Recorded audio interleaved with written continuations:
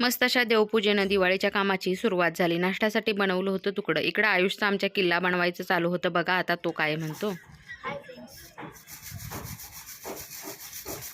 घरातलं कोणतं काम नको, पण किल्ला मात्र गडबडीनेच बनवणार. आज मी जाणार होतो पार्लरला. पार्लरमध्ये गेलो तर आधीच नंबर लावून ठेवला होता, त्यामुळे गर्दी काही एवढीशी नव्हती. त्यानंतर मग ॲडव्हान्समध्ये बटरफ्लाय हा कट केला. कट बघितल्यानंतर मला वाटत होतं ही मीच आहे का.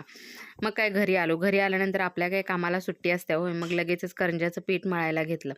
करंजेचं पीठ मळून झालं. पीठ भिजतंय तोपर्यंत मग सारणाची तयारी. मस्त असा लालसर रवा भाजून घेतला, तूप घालून थोडंसं. त्यानंतर खसखस भाजून घेतली.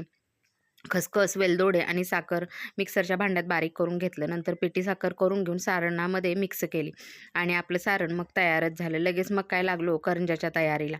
करंज्याच्या तयारीला मग काय आमच्या सासूबाईंची मैत्रीण आजी आली होती करंज्या करण्यासाठी. मी म्हटलं आजींना, तुम्हाला घेऊ का व्हिडिओमध्ये? तर आजी, मला कशाला घ्यायला, असू दे आजी म्हटलं. मग आजी एकदम फास्ट अशी पानं लाटतच होती.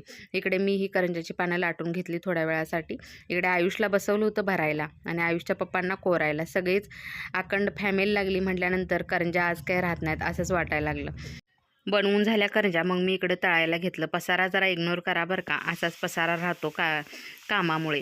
मग काय लगेच सगळ्या करंज्या तळून घेतल्या. बघा थोड्या वेळासाठी पीठ भिजवलं होतं, पण करंजी असली छान फुलली होती आणि त्याला फोड पण इतके छान आले होते, बघतच राहावं. इकडे आयुषचा पण आमच्या किल्ला तयार झाला. संध्याकाळ झाली. असा होता माझा कालचा दिवस. व्हिडिओ आवडला असेल तर लाईक, शेअर, सबस्क्राईब.